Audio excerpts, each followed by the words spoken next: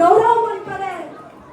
ಬರೋದಿಲ್ಲ ಶ್ರೀಮತಿ ಪುಷ್ಪಾ ಸುಂದರ್, ಶ್ರೀಮತಿ ಪುಷ್ಪಾ ಸಾಲ್ಯನ್, ಶ್ರೀಮತಿ ಕುಸುಮಾ ಶೆಟ್ಟಿ ಮಕ್ಕಳು ವೇದಿಕೆಗೆ ಬರ್ತಿದ್ರು. ಏಕಲ್ಲ ಮಹಿಳಾ ಮನೆಯರನ್ನು ಗೌರವ ಮಾಡ್ಕೊಂಡು ಬಂದಕ್ಕೆ ಏನೊಂದಿಲ್ಲ.